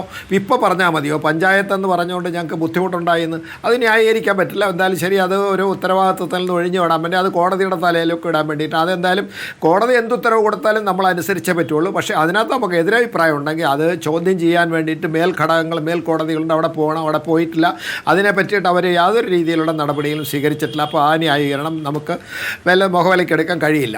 പിന്നെ ഇങ്ങനെയുള്ള ഒരാൾ അവിടെ വന്നു, അവിടെ താമസിക്കുന്നു എന്നറിഞ്ഞു, അപ്പോൾ ബെയിൽ കണ്ടീഷൻ അദ്ദേഹം ലംഘിച്ചില്ലേ? ബെയിൽ കണ്ടീഷൻ ലംഘിച്ചു. അതിനോടൊപ്പം തന്നെ അതായത് ആളുകളെ കൊല്ലും എന്ന് ഭീഷണിപ്പെടുത്തുമെന്നും അദ്ദേഹം ആയുധത്തോടുകൂടി നടക്കുന്നു എന്ന് ആ വീട്ടുകാർ പറയുമ്പോൾ സ്വാഭാവികമായിട്ടും വിദ്വേഷം കൊണ്ട് പറയുന്നതായിരിക്കും, അല്ലെ നേരത്തെയുള്ള കേസിൽ വന്നതിൻ്റെ പക കൊണ്ടാന്ന്. പക്ഷേ ഇതല്ല, നാട്ടുകാരൊന്നായിട്ട് പറയുകയാണ്, മാസ് പെറ്റീഷൻ കൊടുക്കുകയാണ്. അതായത് വീട്ടുകാർ പെറ്റീഷൻ കൊടുത്തു, പിന്നെ നാട്ടുകാർ പറയുന്നുണ്ട് ഇതേമാതിരി പ്രവർത്തിക്കുന്ന മനുഷ്യനാണ്, ഇയാളെ ഞങ്ങൾക്കൊക്കെ ഭയമാണെന്ന് പറഞ്ഞു കൊടുത്തപ്പോൾ എന്തുകൊണ്ട് പോലീസ് ആക്ഷൻ എടുത്തിട്ടില്ല എന്ന് ചോദ്യത്തിന് ഉത്തരവില്ല. അപ്പോൾ അങ്ങനെ വന്ന സാഹചര്യം അടിയന്തരമായിട്ട് അതിനകത്ത് ഇടപെടുകയും ഈ വ്യക്തിയെ അവിടെ നിന്ന് പ്രത്യേകിച്ച് ഭീഷണിപ്പെടുത്തിയെന്ന് പറയുന്നുണ്ട്. പല ആളുകളെ തടഞ്ഞു വെച്ചു എന്ന് പറയുന്നുണ്ട്. തടഞ്ഞു വെച്ചു എന്ന് പറയുന്ന ഒരു കേസെടുക്കാമല്ലോ, റോങ്ഫുൾ റെസ്ട്രെയിൻറ്റിന് ഒരു കേസെടുക്കാം. ഭീഷണിപ്പെടുത്തിയെന്ന് പറഞ്ഞതിനകത്തിൽ അതനുസരിച്ചിട്ട് പിന്നെ ഇൻറ്റിമിഡേഷൻ്റെ ഒരു കേസെടുക്കാം. കേസെടുത്ത് ഒരു FIR ഇട്ട് കഴിഞ്ഞാൽ ഈ സ്വാഭാവികമായിട്ട് ഈ വ്യക്തിയെ അറസ്റ്റ് ചെയ്ത് കഴിഞ്ഞാൽ കോടതിയിൽ ചെന്നതിന് ശേഷം ഈ ജാമ്യവ്യവസ്ഥ ലംഘിച്ചു എന്നതിന് അദ്ദേഹത്തിന് അവിടെ നിന്ന് പിടിച്ചു എന്നുള്ള രേഖയായില്ലേ? രേഖ അനുസരിച്ചിട്ടൊരു റിപ്പോർട്ട് കൊടുത്തു കഴിഞ്ഞാൽ പെട്ടെന്ന് എന്തായാലും ശരി അതിന് തീരുമാനം ഉണ്ടാകും. പക്ഷേ അതിന് കുറേ നാളുകളായിട്ട്, അതായത് 29/12 രേഖാപരമായിട്ട് കൊടുത്തു. 2 ദിവസം കഴിഞ്ഞതിന് ശേഷം 2-3 ദിവസം കഴിഞ്ഞതിന് ശേഷം നാട്ടുകാർ മാസ് പെറ്റീഷൻ കൊടുത്തു. എന്നിട്ട് എത്ര ദിവസമായി? ഇത്രയും ദിവസത്തിനുള്ളിൽ കാര്യക്ഷമമായ ഒരു പ്രവൃത്തി പോലീസിനെ സംബന്ധിച്ച് എടുക്കേണ്ടതായിരുന്നു. അത് എടുക്കാതിരുന്നതിലാണ് ഇത് സംഭവിച്ചിരുന്നത്. ആ വ്യക്തി അവിടെ നിന്ന് അകറ്റിയിരുന്നുവെങ്കിൽ, ഏതെങ്കിലും രീതിയിൽ അകറ്റിയിരുന്നുവെങ്കിൽ തീർച്ചയായിട്ടും ഇങ്ങനെ ഒരു 2 ആളുടെ മരണം സംഭവിക്കുന്ന ഒരു കൊലപാതകത്തിൽ നിന്ന് നമുക്കവരെ രക്ഷിക്കാമായിരുന്നു. അതുപോലെ തന്നെ അത് ഉത്തരവാദിത്വത്തോടു കൂടിയിട്ട് പ്രവർത്തിക്കാതിരുന്നു എന്നുള്ളതിന് ആ പോലീസ് സ്റ്റേഷനിലെ ഉദ്യോഗസ്ഥന്മാർ തീർച്ചയായിട്ടും ഉത്തരവാദികളാണ്, അതിന് സംശയം വേണ്ട. അപ്പോൾ അങ്ങനെ തരുമ്പോൾ അത് ഞങ്ങൾ അറിഞ്ഞില്ലെന്നോ കണ്ടില്ലെന്നോ കേട്ടില്ലെന്നോ പറയാൻ പറ്റില്ല. അവരുടെ നിയമപരമായിട്ടുള്ള ബാധ്യതകൾ എന്താണെന്നുള്ള രീതിയിൽ ചെയ്തില്ല. ഇനിയിപ്പം വെറുതെ ഭീഷണിപ്പെടുത്തി അല്ലെ പുറമെ ഭീഷണിപ്പെടുത്തിയാലും എന്താണെന്ന് പറഞ്ഞാൽ ഈ വ്യക്തി പഴയ ഒരു കേസിലെ സാക്ഷികളാണ് ഈ കുട്ടികൾ സാക്ഷികളായിരിക്കുന്ന അവസരത്തിൽ വിറ്റ്നസ് പ്രൊട്ടക്ഷൻ എന്ന് പറഞ്ഞിട്ടൊരു പ്രൊവിഷൻ നമുക്കുണ്ട്. BNSS ഏർപ്പെടുത്തിയിട്ടുണ്ട് 398 എന്ന് പറയുന്നൊരു വകുപ്പ്. അതിന് വ്യക്തമായ മാർഗനിർദ്ദേശങ്ങളൊന്നും വന്നില്ലെങ്കിലും എന്തായാലും അതിന് ചെയ്യണമെന്നുള്ള രീതിയിൽ പോലീസ് ഡിപ്പാർട്ട്മെൻറ്റ് നിർദ്ദേശങ്ങൾ വളരെ വ്യക്തമായിട്ട് അവർക്ക് കൊടുത്തിട്ടുണ്ട് എന്താണ് ചെയ്യേണ്ടതെന്ന് പറഞ്ഞിട്ട്. ആ വിറ്റ്നസ് പ്രൊട്ടക്ഷൻ്റെ രീതിയിൽ ആദ്യത്തെ കേസിലെ സാക്ഷികളെ അദ്ദേഹം കൊല്ലുമെന്ന് പറഞ്ഞു എന്നൊക്കെ നമ്മൾ കഥ കേട്ടിട്ടുണ്ടല്ലോ. അതുണ്ടെങ്കിൽ തീർച്ചയായിട്ടും പോലീസിന് നടപടിയെടുക്കാം. ആ വിറ്റ്നസ് പ്രൊട്ടക്ഷന്റെ പേരിൽ അദ്ദേഹത്തിന്റെ പേര് നടപടി എന്താണ് ഇപ്പോൾ വന്നിരിക്കുന്ന നടപടി എന്നുള്ളത് SHOക്ക് സസ്പെൻഷൻ എന്നുള്ള വാർത്തയാണ്. നെന്മാറ ഇരട്ടക്കൊല വീഴ്ചയിൽ SHO മഹേന്ദ്ര സിംഗിനെ സസ്പെൻഡ് ചെയ്തു. ഉത്തരമേഖല IG-യുടെ നടപടിയാണ്. SP SHOക്കെതിരെ IG-ക്ക് റിപ്പോർട്ട് നൽകിയിരുന്നു എന്ന വാർത്തയാണ് ഇപ്പോൾ വരുന്നത്. ഈ സസ്പെൻഷൻ എന്നൊക്കെ പറയുന്നത് കുറച്ചു കാലയളവിലേക്കാണ്. അതൊരു പാഠമാകുന്നുണ്ടോ എന്നുള്ളതാണല്ലോ വിഷയം. ഏതായാലും മനു അയൽവാസി നമ്മോടൊപ്പം ഉണ്ട്. ഡോക്ടർ LC ഉമ്മനും ഉണ്ട്. മനുവിന് കൂടുതൽ ഇയാളെ പറ്റി പറയാൻ പറ്റും. ചെന്താമരയെ കുറിച്ച് തിരിച്ചെത്താം. ഇടവേള. ആണോ ഈ ചെന്താമരയുടെ വീട്? കേൾക്കാം. അതെ അതെ അതെ അതെ. ഇയാൾ എങ്ങനെയൊക്കെയാണ് പ്രശ്നങ്ങൾ ഉണ്ടാക്കിയിരുന്നത്? ഇയാളെ പ്രശ്നങ്ങൾ പറഞ്ഞു കഴിഞ്ഞാൽ ഇയാളുടെ ഭാര്യ പിരിഞ്ഞു പോകാൻ കാരണം ഇവിടുത്തെ അയൽവാസികളാണ് എന്നുള്ള തെറ്റിദ്ധാരണയാണ് മൂപ്പൻ്റെ മനസ്സിലുള്ളത്. അത് അയാൾ ആരോടാ പറഞ്ഞിരുന്നത്? നാട്ടുകാരോടൊക്കെ പറയുമായിരുന്നു? അത് കുറച്ച് വർഷം നാട്ടുകാരോട് എല്ലാവരുടെ അടുത്തും പറഞ്ഞു നടന്നു. കുറച്ച് കാലം മുന്നേ, ഏകദേശം ഒരു 7-8 വർഷങ്ങൾക്ക് മുൻപ് തൊട്ടേ ഈ ഒരു സംഭവം ഉണ്ടായിരുന്നു. പക്ഷെ ഞാനും അയാളുടെ ഭാര്യ പലതവണ ഞങ്ങളെ വിളിച്ചിട്ടുണ്ടായിരുന്നു. ഭർത്താവും ഭാര്യയും തമ്മിലുള്ള വിഷയം ഉണ്ട്, അതിൽ മറ്റേ വരണം, ഒന്ന് സംസാരിക്കണമെന്ന് ചെന്താമരയുടെ ഭാര്യ വിലാസിനി പലതവണ എന്നെ വിളിച്ചിട്ടുണ്ടായിരുന്നു. അതിൻ്റെ അടിസ്ഥാനത്തിൽ സംസാരിച്ചിട്ടുണ്ടായിരുന്നു. ഇപ്പം അതുകൂടാതെ പാർട്ടിയിലെ CPM ലോക്കൽ സെക്രട്ടറിമാരുൾപ്പെടെ അവരുടെ ഭാര്യയും ഭർത്താവിൻ്റെ വിഷയത്തിൽ ഇടപെട്ട് സംസാരിച്ചിട്ടുണ്ടായിരുന്നു. ഇപ്പോഴല്ല, നേരത്തെ. അപ്പം അതിങ്ങനെ മൂപ്പൻ്റെ മനസ്സിൽ എപ്പോഴും ഉണ്ട്. പക്ഷേ അത് ഇങ്ങനെ കൂടി വന്ന ശേഷമാണ് പിന്നെ ഭാര്യ മൂപ്പൻ്റെ കൂടെ ഇരിക്കാണ്ടായി. ഭാര്യ മകളും ഇരിക്കാണ്ടായി മാറിപ്പോകുന്ന ഒരു അവസ്ഥയിലേക്കാണ്. അവരുടെ കാരണം പറഞ്ഞു കഴിഞ്ഞാൽ അതെ, ഭാര്യ എന്ന് പറഞ്ഞു കഴിഞ്ഞാൽ ഈ ഭാര്യനെ എങ്ങോട്ട് വിട്ടാക്കില്ല. ചെന്താമര എന്ന് പറയുന്നത് ഭാര്യയ്ക്ക് നല്ല വിദ്യാഭ്യാസവും നല്ലൊരു ടാലൻ്റുള്ള ചേച്ചിയാണ്. ആ ചേച്ചി പല ജോലിക്കും ശ്രമിക്കുന്നുണ്ടെങ്കിലും ആ ജോലിക്കൊന്നും ഇയാൾ വിട്ടാക്കില്ല. ഇയാളുടെ എപ്പോഴും മുന്നിൽ ഭാര്യ വേണം. സംശയമാണ്, പക്ഷെ എങ്ങോട്ടും വിട്ടാക്കില്ല. അതിനുശേഷം ഈ പൂജയും ദുർമന്ത്രവാദവും ജ്യോതിഷി പറഞ്ഞു എന്നൊക്കെയുള്ള കാര്യങ്ങളും അതേക്കുറിച്ചൊക്കെ എന്തെങ്കിലും കേട്ടിരുന്നോ? അതൊക്കെ ഉണ്ട്. അതൊക്കെ ചെന്താമരയുടെ മനസ്സിലുണ്ട്. പക്ഷേ അയാളുടെ വീട്ടിനും പുറത്തുനിന്ന് താമസിക്കുന്ന ആളുകൾ പുതിയ ഡ്രസ്സ് ഇട്ടിട്ട് പോകാൻ പറ്റില്ല, മുണ്ട് ഷർട്ട് ഇട്ടിട്ട് ആണുങ്ങൾ ഉൾപ്പെടെ പോകാൻ പറ്റില്ല. ഇതെല്ലാം ഇയാളുടെ കുടുംബത്തിനെ തകർക്കാൻ വേണ്ടി ദുർമന്ത്രം ആളുകളുടെ അടുത്തേക്ക് പോവുകയാണ് എന്ന തെറ്റിദ്ധാരണയൊക്കെ ഇയാളുടെ മനസ്സിലുണ്ട്. പക്ഷെ അതുകൊണ്ടാണ് അയാൾ വീട്ടിൻ്റെ ഉള്ളിൽ നിന്ന് വെളിയിൽ ഇറങ്ങില്ല. വീട്ടിൻ്റെ ഉള്ളിൽ തന്നെ ഇരുന്നിട്ടാണ് ഈ ആളുകളിലെയൊക്കെ നിരീക്ഷിച്ചുകൊണ്ടിരിക്കുന്നത്. നിങ്ങൾ ഈ പോലീസിൽ പരാതിപ്പെടുമ്പോൾ മനുവും പോയിരുന്നോ? ഇയാൾ പ്രശ്നമാണ്, ഇയാൾ ഇവിടെയൊക്കെ വന്ന് ഭീഷണിപ്പെടുത്തുന്നത് പറയാൻ പോയിരുന്നോ? ഇയാൾ ജയിലിൽ നിന്ന് ഇറങ്ങുന്ന സമയത്ത് പോയിട്ടുണ്ടായിരുന്നു. ഇവിടുത്തെ പുഷ്പ എന്ന് പറയുന്ന ചേച്ചി എന്നെ വിളിച്ചിട്ടുണ്ടായിരുന്നു. ജയിലിൽ നിന്ന് ഇറങ്ങുമ്പോൾ തൊട്ട് ഈ പ്രതിൻ്റെ ഉമ്മർത്തുള്ള വീട് തന്നെയാണ് പുഷ്പ പലതവണ പറഞ്ഞിട്ടുണ്ട് എൻ്റെ അടുത്ത്. അപ്പോൾ അവിടുത്തെ ആളുകളിൽ ഒപ്പുപിടിച്ച് പോയി കൊടുത്തു. അതിൻ്റെ അടിസ്ഥാനത്തിൽ പോലീസ് അയാളെ വിളിച്ചു, സംസാരിച്ചു എന്നൊക്കെ അറിയാം. ശരി മനു, ഞാൻ ഡോക്ടർ LC ഉമ്മനിലേക്ക് പോകുന്നു. ഡോക്ടർ LC ഉമ്മൻ, ഇപ്പോൾ ഈ എലന്തൂർ സംഭവിച്ചിട്ട് അധിക കാലമായിട്ടില്ലല്ലോ. അത് ഏത് തരത്തിലുള്ള ദുർമന്ത്രവാദം അല്ലെങ്കിൽ അത്തരത്തിൽ അന്ധവിശ്വാസം കാരണം ഏത് നിലയിലേക്ക് ആ കൊലപാതകങ്ങൾ പോയി എന്നുള്ളത് നമ്മൾ കണ്ടതാണ്. അവിടെയാണെങ്കിൽ പോലീസ് അന്വേഷണത്തെയാണ് നമ്മൾ അഭിനന്ദിച്ചത്. വളരെ വേഗത്തിൽ തന്നെ പ്രതികളിലേക്ക് എത്തുകയായിരുന്നു. പക്ഷേ ഇവിടെ ഇപ്പോൾ സംഭവിച്ചിരിക്കുന്ന പോലീസ് വീഴ്ചയാണ്. അതിലപ്പുറം ഈ തരത്തിൽ മുടി നീട്ടിയ ഒരു സ്ത്രീ അയൽവാസിയാണ് എല്ലാ കുഴപ്പങ്ങൾക്കും കാരണം, ഭാര്യ പിണങ്ങിപ്പോകാൻ കാരണം അയൽവാസികളായ 2 സ്ത്രീകളാണ് എന്ന രൂപത്തിൽ അയാൾ പറഞ്ഞു നടക്കുക. എന്നിട്ട് അയാൾ ആ കൊലപാതകം നടത്തുക. അതിനുശേഷം അയാളെ പിടിച്ചുകൊണ്ടുപോകുമ്പോൾ ഇനി ഞാൻ കൊല്ലും എന്ന് ഭീഷണിപ്പെടുത്തുന്ന ഒരാൾ വീണ്ടും അവിടെ സ്വതന്ത്രനായി പിന്നീട് വരികയാണ്. ഇത് ഏത് തരത്തിലുള്ള മാനസികാവസ്ഥയാണ്? ഇങ്ങനെ ചെയ്യാനുള്ള ഒരു ധൈര്യം എങ്ങനെ ഇത്തരം ആളുകൾക്ക് ലഭിക്കുന്നു? ഒരു വ്യക്തിയെ കാണാതെ അവരെ ഇവാലുവേറ്റ് ചെയ്യാതെ അഭിപ്രായം പറയുന്നത് ശരിയല്ല. അത് തന്നെയല്ല, അവരുടെ അനുവാദമില്ലാതെ നമ്മളത് പറയുന്നതും ശരിയല്ല. കാരണം കോൺഫിഡൻഷ്യാലിറ്റി കീപ്പ് ചെയ്യണമെന്നുള്ള ഒരു നിയമം തന്നെ ഉള്ളതുകൊണ്ട്. ഇത് ഞാൻ ആമുഖമായിട്ട് പറയുകയാണ്. എന്നിരുന്നാലും താങ്കൾ ചോദിച്ച ചോദ്യം വളരെയധികം വാലിഡാണ്. കാര്യം എന്തെന്ന് വെച്ചാൽ, പൊതുവായിട്ട് ഞാൻ പറയാം, ഇങ്ങനെയൊരു സംഭവം നമ്മുടെ സമൂഹത്തിൽ ഉണ്ടെന്നുണ്ടെങ്കിൽ അത് ഈ വ്യക്തിയെന്ന് ചൂണ്ടിക്കാണിക്കേണ്ട ആര് തന്നെയാണെന്നുണ്ടെങ്കിലും, അയൽവാസി പറഞ്ഞതും അതേപോലെ തന്നെ ആ കുട്ടികൾ പറഞ്ഞതും നമ്മുടെ പോലീസ് ഓഫീസർ പറഞ്ഞതും എല്ലാം കൂടെ നമ്മൾ ചേർത്ത് വായിക്കുമ്പോൾ എന്താണ് മനസ്സിലാകുന്നത്? ഒരു ആളിന് ഒരു വ്യക്തിയെക്കുറിച്ച് സംശയമുണ്ടെന്നുണ്ടെങ്കിൽ, ഒരുപക്ഷെ ഒരു വ്യക്തിയാകാം അല്ലെങ്കിൽ പല വ്യക്തികളാകാം, അവരെക്കുറിച്ച് സംശയമുണ്ടെന്നുണ്ടെങ്കിൽ അവർ കാരണം എന്റെ ജീവിതത്തിന് എന്തോ മോശം വന്നു അല്ലെങ്കിൽ എന്റെ കുടുംബജീവിതം തകരാൻ അവരാണ് കാരണം എന്നുള്ള ഒരു ചിന്തയുണ്ടെന്നുണ്ടെങ്കിൽ നമ്മൾ ആദ്യം സംശയിക്കേണ്ടത് അതൊരു ഡെല്യൂഷന്റെ ഭാഗമായിട്ടുള്ള ഒരു സംശയമാണോ എന്നുള്ളത് നമ്മൾ നോക്കണം. അൺറീസണബിൾ ആണെങ്കിൽ, അതായത് യുക്തിക്ക് നിരക്കാത്തതാണെന്നുണ്ടെങ്കിൽ, അല്ലെങ്കിൽ അങ്ങനെ ഒരു സാഹചര്യമില്ല, യാതൊരു കാരണവശാലും അവരങ്ങോട്ട് ഇൻട്രൂഡ് ചെയ്യുന്ന ഒരു ആളെ അല്ല, എന്നിട്ടും സംശയം നിലനിൽക്കുന്നുണ്ടെങ്കിൽ തീർച്ചയായിട്ടും ഡെല്യൂഷന്റെ ഭാഗമായിട്ട് ഒരു വ്യക്തി ഇങ്ങനെ ചിന്തിക്കുന്നുണ്ടോ എന്ന് നമ്മൾ സംശയിക്കേണ്ടിയിരിക്കുന്നു. ഇങ്ങനെയുള്ളവർ മർഡർ നടത്തും അല്ലെങ്കിൽ കൊലപാതകം നടത്തും. അതിനുള്ളൊരു സാധ്യതയും വളരെയധികം കൂടുതലാണ്. എനിക്ക് തന്നെ അറിയാവുന്ന പേഷ്യൻസ് ഉണ്ട്, അരയിൽ കത്തിവെച്ച് 2 വർഷവുമൊക്കെ തരം കിട്ടിയാൽ ഈ പറഞ്ഞ ശത്രുവിനെ കൊല്ലാനായിട്ട് നടക്കുന്നവരുണ്ട്. ചികിത്സ കഴിയുമ്പോൾ അവർ നല്ല നോർമലായിട്ട് വരികയും ചെയ്യും. അപ്പോൾ ഇങ്ങനെയുള്ളവർ മന്ത്രവാദത്തെ കൂട്ടുപിടിക്കാനുള്ള ഒരു സാധ്യത ഏറെയാണ്. കാരണം ഈ മന്ത്രവാദം എന്നുള്ളത് നമുക്കറിയാം. ഇപ്പൊ താങ്കൾ സൂചിപ്പിച്ച 1-2 ഉദാഹരണം, ബുരാരി ഹൌസിൽ എന്താ സംഭവിച്ചത്, കൽക്കത്ത, അത് വളരെയധികം ഒരുപാട് പേരുടെ ഇടയിൽ ചർച്ചാ വിഷയമായ ഒരു സംഗതിയല്ലേ. ഇതിലൊക്കെയും എന്താണെന്ന് വെച്ചാൽ, നമുക്ക് എക്സ്പ്ലനേഷൻ കിട്ടാത്തപ്പോൾ മന്ത്രവാദി എന്തെങ്കിലും ഒരു എക്സ്പ്ലനേഷൻ കൊടുക്കും. ആ എക്സ്പ്ലനേഷൻ ലഭിക്കുന്നതിന് വേണ്ടിയിട്ട്, ഒരു റീസൺ ലഭിക്കുന്നതിന് വേണ്ടിയിട്ട് പോകാനുള്ള ഒരു സാധ്യതയുണ്ട്. നമ്പർ 1. നമ്പർ 2, നമുക്ക് ഒരു മറ്റുള്ളവരുടെ മേലാധിപത്യം സ്ഥാപിക്കുക, ഒരു സെൻസ് ഓഫ് കൺട്രോൾ ലഭിക്കുക.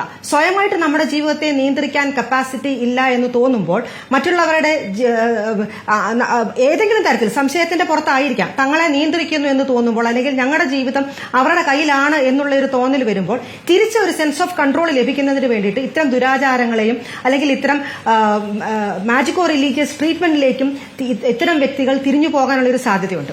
മൂന്നാമത്, അവർ കൊടുക്കുന്ന എന്തെങ്കിലും ഒരു ഉപദേശം അത് അവരുടെ ഉത്കണ്ഠയെ സാരമായിട്ട് കുറയ്ക്കാൻ അത് ഹേതുവാകുന്നു. ഇപ്പോൾ ഈ ഒരു സ്ത്രീ കാരണം എന്റെ ജീവിതം തകർന്നു പോകുന്നു എന്നുള്ള ഒരു സംശയമാണെങ്കിൽ, അല്ലെങ്കിൽ for that matter anything else, അവര് കാരണം അല്ലെങ്കിൽ എന്റെ ജീവിതം നഷ്ടപ്പെടുന്നു, എന്നെ കൊല്ലാൻ വരുന്നു, എന്നെ ഉപദ്രവിക്കാൻ വരുന്നു, അല്ലെങ്കിൽ സംശയം മറ്റു പലരുമായിട്ട് ബന്ധമുണ്ട്, ഇങ്ങനത്തെയൊക്കെ സംശയം ഏത് തലത്തിലും വരാമല്ലോ. അപ്പോൾ അങ്ങനെ വന്നു കഴിയുമ്പോൾ ഇവര് പറയുന്ന എന്തെങ്കിലും ഒരു പരിഹാര മാർഗം ചെയ്യുകയാണെന്നുണ്ടെങ്കിൽ അവർക്ക് സ്വാഭാവികമായിട്ടും ഉത്കണ്ഠ കുറയും. കാരണം ഇത്തരം ആൾക്കാർക്ക് ഉത്കണ്ഠയുടെ പക്ഷേ ഇയാളുടെ ഉത്കണ്ഠ കുറയുകയല്ല. ആദ്യ കൊലപാതകത്തിന് ശേഷം ഇയാളെ പിടിച്ചുകൊണ്ടുപോകുമ്പോൾ ഇനിയും ബാക്കിയുണ്ട്, 2 പേരെ കൂടി തീർക്കാനുണ്ടെന്ന് അയാൾ പറയുന്നുണ്ട്, ഭീഷണിപ്പെടുത്തുന്നുണ്ട്. അയാൾ അത്ര പെട്ടെന്നൊന്നും പോലീസിന് പിടികൂടാനായിട്ടും ഉണ്ടായിരുന്നില്ല. അപ്പോൾ ഈ 5 വർഷം ജയിലിൽ അയാൾ നല്ല വ്യക്തിയായി കഴിഞ്ഞു എന്ന് പറയുന്നതിനോട് എത്രത്തോളം താങ്കൾക്ക് പൊരുത്തപ്പെടാനാകുന്നുണ്ട്? ഒരുപക്ഷെ അത് സത്യമാകാനും സാധ്യതയുണ്ട്. കാര്യം എന്താണെന്ന് വെച്ചാൽ, ഇപ്പൊ ഡെല്യൂഷൻ ഒരു വ്യക്തിയെയോ അല്ലെങ്കിൽ ഒരു കുടുംബത്തെയോ മാത്രം ചുറ്റിപ്പറ്റിയാണെന്നുണ്ടെങ്കിൽ ഈ പകയും വിദ്വേഷവും ഒക്കെ ആ വ്യക്തിയോ ആ ഒരു കുടുംബത്തെയോ മാത്രം ചുറ്റിപ്പറ്റി തന്നെ ആയിരിക്കും. ബാക്കിയുള്ളവരോട് ഒരു വളരെയധികം നോർമലായിട്ട് തന്നെ പെരുമാറും. അത് തന്നെയാണ് ഡെല്യൂഷണൽ ഡിസോർഡറിന്റെ ഒരു ക്രൈറ്റീരിയ. അവരുടെ പേഴ്സണാലിറ്റി വെൽ പ്രിസർവ്ഡ് ആയിരിക്കും. അവർക്ക് മറ്റ് ഏരിയാസിലൊന്നും പ്രശ്നം കാണത്തില്ല. ഉദാഹരണത്തിന്, ഭാര്യ സംശയമുള്ള ഒരാൾ ഓഫീസിൽ വളരെ മാന്യനായിട്ടായിരിക്കും പെരുമാറുന്നത്, ഓഫീസിൽ വളരെയധികം റിമാർക്കബിളി ജോലി ചെയ്യുന്ന ഒരു വ്യക്തിയായിരിക്കാം. ആ ഭാര്യയുടെ അടുത്ത് വരുമ്പോൾ മാത്രമായിരിക്കാം, അല്ലെങ്കിൽ അവരെ ചേർത്ത് സംശയിക്കുന്ന ആളുകളോട് മാത്രമായിരിക്കാം അവർക്കൊരു ഫങ്ഷണൽ ലെവൽ ഒരു ഇമ്പയർമെന്റ് വരുന്നത്. പക്ഷെ അങ്ങനെയല്ല, ഇയാൾ നാട്ടിൽ ആളുകളെ പേടിപ്പിച്ച് നടക്കുന്ന ഒരാൾ ആളായിരുന്നു എന്ന് പറഞ്ഞു. കയ്യിൽ നിറയെ ചരടുകൾ കെട്ടി, കണ്ടില്ലേ ഞാൻ കെട്ടിയിരിക്കുന്നത്, ഇനി ഞാൻ പലതും ചെയ്യുമെന്ന് ഭീഷണിപ്പെടുത്തുന്നുണ്ട്. അവിടുത്തെ സ്ത്രീകൾ തന്നെ പറയുന്നു. പല പ്രതികരണങ്ങളായി നമ്മൾ നാട്ടുകാരുടെ പ്രതികരണം കണ്ടല്ലോ. അപ്പോൾ അവിടെ ഒരു ഭീതി വിതയ്ക്കുന്ന ഒരാളാണ് നാട്ടിൽ. അപ്പോൾ ജയിലിലെത്തുമ്പോൾ മറിച്ചൊരു സ്വഭാവം കാണിക്കാനുള്ള സാധ്യതയുണ്ടോ? അങ്ങനെ വരാം. കാര്യം എന്താണെന്ന് വെച്ചാൽ ആ ഒരു പർട്ടിക്കുലർ, അതായത് വെൽ സിസ്റ്റമറ്റൈസ്ഡ് ആയിട്ടുള്ള ഒരു ഡെലിവിഷൻ ആണെന്നുണ്ടെങ്കിൽ കണക്ഷൻസ് വരും. അപ്പോൾ ഒരുപക്ഷെ ആ ഒരു കുടുംബവും അവരോട് കണക്ട് ചെയ്ത് നിൽക്കുന്ന ബാക്കി അയൽപ്പക്കക്കാരും ഒക്കെ തന്നെ ആയിരിക്കും അവരുടെ ആ ഒരു ഡെലിവിഷൻ എന്ന് പറയുന്ന ആ ഒരു കമ്മ്യൂണിറ്റിയിലുള്ള കഥാപാത്രങ്ങൾ എന്ന് നമ്മൾ പറയും. അപ്പോൾ ആ കഥാപാത്രങ്ങൾ ആ ഒരു തലത്തിൽ അല്ലെങ്കിൽ ആ ഒരു പഞ്ചായത്തിൽ മാത്രം ഒരുപക്ഷെ ഒതുങ്ങുന്നതായിരിക്കാം. നേരെ മറിച്ച് അത് ഒരുപക്ഷെ ജയിലിലും വരാം, ഡോക്ടറുടെ അടുത്തേക്കും വരാം, ഏത് തലത്തിൽ വേണേലും ആ കണക്ഷൻ കൂടി വരാം. അപ്പോൾ അങ്ങനെ നമുക്ക് ജയിലിൽ മര്യാദയായിട്ട് പെരുമാറി എന്ന് പറഞ്ഞാൽ ഒരു പക്ഷേ അത് ശരിയാകാനും സാധ്യതയുണ്ട്. കാരണം ഈ ഒരു തലത്തിൽ മാത്രം ഒതുങ്ങുന്ന തരം രീതിയാണെന്നുണ്ടെങ്കിൽ തീർച്ചയായിട്ടും അങ്ങനെ തന്നെ വരാം. രണ്ടാമത് ഉത്കണ്ഠ കുറയുക എന്ന് ഞാൻ പറഞ്ഞത് അത് മന്ത്രവാദം ചെയ്യുമ്പോഴാണ്, അല്ലാതെ അല്ല. മന്ത്രവാദം ചെയ്യുമ്പോൾ അവർക്ക് ഉത്കണ്ഠ കുറയുന്നു. അതുകൊണ്ട് കാരണം അവര് ഒരു സൂപ്പർ പവറിനെ കൂട്ടുപിടിച്ചു, അല്ലെങ്കിൽ മറ്റുള്ളവരുടെ മേൽ ആധിപത്യം സ്ഥാപിച്ചു. ഇതൊക്കെയും ഉള്ള ഒരു ഫോൾസ് അൺഷേക്കബിൾ ബിലീഫിന്റെ ഭാഗമായിട്ട് വരാം. ഫോൾസ് എന്ന് പറയുമ്പോൾ തെറ്റായ, അൺഷേക്കബിൾ എന്ന് പറയുമ്പോൾ അതൊരിക്കലും യാതൊരു കാരണവശാലും നമുക്ക് കുലുക്കാൻ പറ്റാത്തതായ ഒരു വിശ്വാസം, ഒരു ബോധ്യം. അപ്പൊ ആ തലത്തിൽ വരുമ്പോൾ അവർ ഈ മാജിക്കോ റിലീജിയസ് ട്രീറ്റ്മെന്റ് ചെയ്യുമ്പോൾ ഇവർക്ക് താൽക്കാലികമായിട്ടൊരു ഉത്കണ്ഠ കുറയുന്നു. കാരണം എനിക്ക് അവരുടെ മേൽ ആധിപത്യം സ്ഥാപിച്ചു എന്നുള്ള ഒരു സൈക്കോളജിക്കൽ റിലീഫ് അവർക്ക് ഉണ്ടാകാൻ സാധ്യതയുണ്ട് എന്ന് കരുതി അവരുടെ പക കുറയുന്നില്ല, അവരുടെ വൈരാഗ്യം കുറയുന്നില്ല. അവർ ആ ഒരു ശത്രുവിനെ കൊല്ലുന്നത് അല്ലെങ്കിൽ നിഗ്രഹിക്കുന്നത് വരെ, അവർ ഈ ശത്രു ആരെയായിട്ടാണോ കണക്കാക്കുന്നത് അവരെ കൊല്ലുന്നത് വരെ അവരുടെ പക നീണ്ടുകൊണ്ടേയിരിക്കും. അപ്പൊ അത് പ്ലോട്ട് ചെയ്യുന്നതിന് വേണ്ടിയിട്ട് അവർ എന്ത് തരം നിലയിൽ വേണമെങ്കിലും പോകാനുള്ളൊരു സാധ്യതയുണ്ട്. ഒരു കാര്യം എനിക്ക് പറയാനുള്ളത്, അതായത് ഇതൊരു അവയർനെസ്സും കൂടെ ആയിരിക്കട്ടെ പൊതുജനത്തിന്. നമുക്ക് മെന്റൽ ഹെൽത്ത് കെയർ ആക്ട് 2017 എന്ന് പറഞ്ഞുള്ള ഒരു ആക്ട് ഇപ്പോൾ നിലവിലുണ്ട്. അത് കേരളത്തിൽ ഇപ്പോൾ 2024 ഏപ്രിൽ മുതൽ 5 മെന്റൽ ഹെൽത്ത് റിവ്യൂ ബോർഡ് ഉണ്ടായിട്ടുമുണ്ട്. അപ്പോൾ ഈ ആക്ടിനകത്ത് വ്യക്തമായിട്ട് പോലീസിന് എന്താണ് റോൾ എന്നുള്ളത് എഴുതിയിട്ടുണ്ട്. ഈവൻ നാട്ടുകാർക്ക് പോലും എന്താണ് റോൾ എന്നുള്ളത് എഴുതിയിട്ടുണ്ട്. ഇപ്പോൾ ആ നാട്ടിലുള്ള ഒരു സുഹൃത്ത് സംസാരിക്കുകയുണ്ടായി, സംശയമുണ്ടായിരുന്നു അല്ലെങ്കിൽ സംശയ രോഗമുണ്ടായിരുന്നു, അവർക്ക് അങ്ങനെ തോന്നി. അപ്പോൾ ഏതെങ്കിലും ഒരു വ്യക്തിക്ക് ഇത്തരത്തിൽ സംശയമുണ്ട്, അത് സ്വയം ജീവൻ എടുക്കുന്നതിനോ മറ്റുള്ളവരുടെ ജീവനോ ഹാനികരമാണെന്നുണ്ടെങ്കിൽ അവർക്ക് തീർച്ചയായിട്ടും പോലീസിനെ അറിയിക്കാം. കാരണം സെക്ഷൻ 100 പ്രകാരം പോലീസിന്റെ ഒരു ഡ്യൂട്ടിയാണ്. അങ്ങനെ ഏതെങ്കിലും തരത്തിലൊരു കംപ്ലൈന്റ് വന്നാൽ ആ ആളിനെ ഏതെങ്കിലും ഒരു മെന്റൽ ഹെൽത്ത് എസ്റ്റാബ്ലിഷ്മെന്റിൽ കൊണ്ടുപോയി അവരുടെ മാനസികാവസ്ഥയെ പരിശോധിക്കാനായിട്ട് പറയാവുന്നതാണ്. 2, ജുഡീഷ്യറിക്ക് റോളുണ്ട്. മജിസ്ട്രേറ്റിന്റെ അടുത്ത് കൊണ്ടുപോകാവുന്നതാണ്. സെക്ഷൻ 101 and 102 അത് പ്രത്യേകം പരാമർശിക്കുന്നുണ്ട്. മജിസ്ട്രേറ്റിന്റെ അടുത്ത് കൊണ്ടുപോയി മജിസ്ട്രേറ്റിൽ സംസാരിക്കുമ്പോൾ ഈ പറഞ്ഞതുപോലെ ഈ വ്യക്തി ഇത്തരം മിഥ്യാബോധം കൊണ്ട്, മിഥ്യാധാരണ കൊണ്ട്, അല്ലെങ്കിൽ ഇല്ലാത്ത കാര്യം ഉണ്ട് എന്ന് ധരിച്ച് സംശയിച്ച് മറ്റുള്ളവരുടെ ജീവൻ അപകടത്തിൽ ആക്കാൻ സാധ്യതയുണ്ട് എന്ന് തോന്നിയാൽ മജിസ്ട്രേറ്റിനും ഓർഡർ ഇടാവുന്നതാണ്, ഒരു അസസ്മെന്റിന് വേണ്ടിയിട്ടും തുടർന്നുള്ള ചികിത്സയ്ക്ക് വേണ്ടിയിട്ടും. അപ്പോൾ ഇത്തരം സംവിധാനങ്ങൾ നമ്മുടെ സമൂഹത്തിലുണ്ട്. അത് എല്ലാവരും ഉപയോഗിക്കുന്നതും ഇത്തരം പ്രശ്നങ്ങൾ വീണ്ടും വരാതിരിക്കാനായിട്ട് സഹായകരമാണ്. ശരി, തിരികെത്താം. പി കെ നവാസ്, ഇപ്പോൾ SHOക്ക് സസ്പെൻഷൻ, ഈ സസ്പെൻഷൻ കഴിഞ്ഞ് വളരെ പെട്ടെന്ന് തന്നെ അദ്ദേഹം ജോലിയിൽ പ്രവേശിക്കും. ഒരൊറ്റ പോലീസുകാരന്റെ വീഴ്ചയാണോ എന്നൊരു ചോദ്യം അവിടെ നിൽക്കുന്നു. ഈ കാര്യത്തിൽ പ്രതി അവിടെ പ്രശ്നം സൃഷ്ടിക്കുന്നു എന്ന് പറഞ്ഞ് അവിടെ പരാതിപ്പെട്ടിട്ടും ഈ ജാമ്യം റദ്ദാക്കാനുള്ള നടപടികളിലേക്ക് കടന്നിട്ടില്ല എന്ന ഉത്തരവാദിത്വം സ്വാഭാവികമായി SHOക്ക് ഉണ്ടാകാം. പക്ഷേ ഈ നേരത്തോട് നേരമായിട്ടും ഇന്നലെ രാവിലെ നടന്ന കൊലപാതകമാണ്. അയാൾ ഇപ്പോഴും കൺമുന്നിൽ നിന്ന് ഓടി മറഞ്ഞു, നേരത്തെ കണ്ടു എന്ന് നാട്ടുകാർ പറയുന്നു. അപ്പോൾ അയാൾ അവിടെ എവിടെയൊക്കെയോ തന്നെയുണ്ട്. 4 സംഘങ്ങളായി തിരഞ്ഞിട്ടും കണ്ടെത്താനായിട്ടില്ല. അപ്പോൾ അതൊരു SHOയുടെ മാത്രം വീഴ്ചയാണോ നവാസ്? തീർച്ചയായും SHOയ്ക്ക് അതിൽ ഗുരുതരമായ ഉത്തരവാദിത്തമുണ്ട് എന്ന കാര്യത്തിൽ തർക്കമൊന്നുമില്ല. സ്റ്റേഷൻ ഹൗസ് ഓഫീസർ എന്ന രീതിയിൽ അദ്ദേഹമാണ് ഈ കേസിൻ്റെ നേരത്തെ പറഞ്ഞിട്ടുള്ള ജാമ്യ സമയത്തും ജാമ്യളവി സമയത്തും ഒക്കെ റിപ്പോർട്ടുകൾ കൊടുക്കേണ്ടത്. SHO എന്ന് പറയുന്ന പദവിയിലിരിക്കുന്നയാൾ ആൾ മാറി മാറി വന്നാലും ആ ഫയലും ആ കേസും ഒരു ഒറ്റ കാര്യമാണ് എന്നത് നമുക്കെല്ലാവർക്കും അറിയാം. അതിപ്പോൾ സുരേഷ് ബാബു സാറ് തന്നെ കൃത്യമായി വ്യക്തമാക്കാൻ കഴിയുന്ന ഒരു കാര്യമാണ്.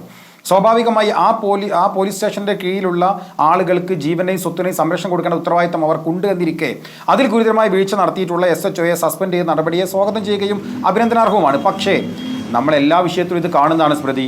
ഈ സസ്പെൻഷൻ കാലയളവ് കേരളത്തിൽ യഥാർത്ഥത്തിൽ ഈ സസ്പെൻഷൻ്റെ ഒരു തമാശയുണ്ട്. എന്താണ് ഈ സസ്പെൻഷനൊക്കെ സംഭവിക്കുന്നത്? അവർക്ക് ജോലി എടുക്കേണ്ട, വീട്ടിലിരിക്കാൻ പകുതി ശമ്പളം അവർക്ക് കിട്ടും. എന്താ പ്രശ്നമുള്ളത്? 2-3 മാസം കഴിഞ്ഞ് അവർക്ക് തിരിച്ചു വരാൻ വേണ്ടി കഴിയും. ഈ സസ്പെൻഷനുകളൊക്കെ കേരളത്തിലൊരു നടപടിയായി ആളുകൾക്ക് വലിയ ബോധോദയം നൽകി ഈ പറയുന്ന ഇൻസ്റ്റിറ്റ്യൂഷനിലൊക്കെ വലിയ മാറ്റങ്ങൾ വരുത്തുമായിരുന്നുവെങ്കിൽ കേരളമൊക്കെ എന്നേ പുരോഗതിയിലെത്തിയേനെ. അങ്ങനെ ഒരു സസ്പെൻഷൻ കൊണ്ടൊന്നും തീരാവുന്ന ഒരു കേസല്ല ഇത് എന്ന് കൃത്യമായ ബോധ്യം നമുക്കുണ്ട്. പിന്നെ ഞാൻ സ്മൃതിയോട് കാര്യം സൂചിപ്പിക്കട്ടെ, നേരത്തെ നിങ്ങൾ ഇവിടുത്തെ നാട്ടുകാരുടെ വിഷ്വലൊക്കെ പുറത്തുവിടുമ്പോൾ അവർ പറയുന്നൊരു വാചകമുണ്ട്, ആ പ്രതിയെ ഞങ്ങളുടെ കയ്യിൽ കിട്ടിയാൽ കയ്യും കാലും തല്ലി ഒടിച്ചിട്ട് ഞങ്ങൾ പോലീസിന് കൊടുക്കൂ. എന്നിട്ട് പുലിയൊക്കെ മടക്കി കുത്തി വടിയും പിടിച്ച് കുറേ ആളുകൾ തിരഞ്ഞു നടക്കുകയാണ്. ആ ചിത്രം നമ്മളോട് എന്താ സംസാരിക്കുന്നത്? ഒരു SHO മാത്രമാണ്, ഒരു സിസ്റ്റത്തിൻ്റെ ഫെയിലിയർ അല്ലേ ആ നാട്ടുകാർ നമ്മോട് സംസാരിക്കുന്നത്? ആ നാട്ടുകാർ വടിയും കുന്തവും പിടിച്ച് അദ്ദേഹത്തെ തിരഞ്ഞുകൊണ്ട് പുറത്തേക്ക് പോകുമ്പോൾ ഞങ്ങൾ ഇത്രയും പരാതി കൊടുത്തിട്ട് മാസ് പെറ്റീഷൻ കൊടുത്തിട്ട് ഒരു നടപടി എടുക്കാൻ കഴിയാത്ത ഈ പോലീസ് സംവിധാനം ഞങ്ങൾക്ക് സംരക്ഷണം ഒരുക്കാൻ കഴിയുന്നില്ല. ഞങ്ങളെ കൂട്ടത്തിൽപ്പെട്ട 2 പേരെ ഈ പ്രതി കുത്തി കൊന്നിരിക്കുകയാണ് എന്ന വൈകാരികതയിൽ ഈ പ്രതിയെ നാളെ കയ്യിൽ കിട്ടിയാൽ ഈ നാട്ടുകാർ എന്തെങ്കിലും ചെയ്താൽ എന്തായിരിക്കും ഇവിടുത്തെ സിസ്റ്റം അവനോട് പ്രതികരിക്കാം? ഈ സിസ്റ്റം എങ്ങനെയാണ് അതിന് കുറ്റക്കാരാവുക? ആരാണ് അതിൻ്റെ പ്രതിസ്ഥാനത്ത് നിൽക്കേണ്ടത്? ഈ നിഷ്കളങ്കമായ നാട്ടുകാർ തങ്ങളുടെ ജീവന് ഭീഷണി ഉണ്ട് എന്ന് പറഞ്ഞ് പരാതി കൊടുത്തിട്ടും ആ പരാതി ഗൗനിക്കാതിരിക്കുകയും കൂട്ടത്തിൽപ്പെട്ട 2 പേരെ കൊന്നുകളയുകയും ചെയ്തൊരു പ്രതിയെ ഇന്ന് രാത്രി ആ നാട്ടുകാരുടെ കയ്യിൽ കിട്ടിയാൽ സ്വാഭാവികമായി എന്ത് സംഭവിക്കുന്നു? അവരെ പ്രതികരണം നമ്മൾ കേട്ടല്ലോ. നിയമത്തിന് വിധേയപ്പെട്ടുകൊണ്ട് ഒന്നും ചെയ്യാൻ പാടില്ലെന്ന് പോലീസിനെ ഏൽപ്പിക്കണമെന്നതും അവരോട് പറഞ്ഞുകൊണ്ടിരിക്കേണ്ട കാര്യമാണ്. പക്ഷെ അവരുടെ വൈകാരികത നമ്മൾ കേട്ടതാണ്. അപ്പോൾ ഇനി അങ്ങനെ എന്തെങ്കിലും സംഭവിക്കാതിരിക്കട്ടെ, നാട്ടുകാർ ആരും അങ്ങനെ ചെയ്യാൻ പാടില്ലാത്തതുമാണ്. ആരാതിന് ഉത്തരവാദി? എന്ന് വെച്ചാൽ ഒരു സിസ്റ്റം ആകെ തകരുകയും ഒരു നാടാകെ അരാജകത്വത്തിലേക്ക് പോവുകയും ഞങ്ങളെ സംരക്ഷിക്കാൻ, ഞങ്ങളുടെ ജീവന സ്വത്തിന് സംരക്ഷണം നൽകേണ്ട ഈ ഗവൺമെൻറ്റോ പോലീസോ മറ്റു സംവിധാനങ്ങളോ, അതൊരു SHO മാത്രമല്ല, ഒരു സിസ്റ്റമാണ്, ഒരു മെക്കാനിസമാണ്. ആ മെക്കാനിസം മുഴുവൻ പരാജയപ്പെട്ടു പോയിരിക്കുന്നു എന്ന് വിചാരിക്കുന്നിടത്ത് ഒരു കൂട്ടം ആളുകൾ ജനങ്ങൾ എത്തിപ്പെടുകയാണ്. ഇതിന് ഉത്തരവാദിത്വം എന്ന് പറഞ്ഞാൽ ആഭ്യന്തര വകുപ്പിനാണ്. വകുപ്പിനെ അടിയന്തരമായി പുനഃസംഘടിപ്പിക്കേണ്ട, അതിന്റെ പ്രശ്നങ്ങളെ പരിഹരിക്കേണ്ട, അതിന്റെ പുഴുക്കുത്തുകളെ മാറ്റിയെടുക്കേണ്ട, ഉദ്യോഗസ്ഥന്മാരെ കാര്യക്ഷമമായി അവരെ ഉത്തരവാദിത്തം മനസ്സിലാക്കിക്കൊണ്ട് തിരിച്ചു കൊണ്ടുവരേണ്ട ഉത്തരവാദിത്തം ഈ ഗവൺമെന്റിനുണ്ട്. അത് ഏതെങ്കിലും ന്യായീകരണങ്ങൾ കൊണ്ടോ ഭംഗ്യം തരാനുള്ള പറച്ചിൽ കൊണ്ടോ അത് മറികടന്നു പോകാൻ കഴിയുന്ന ഒന്നല്ല.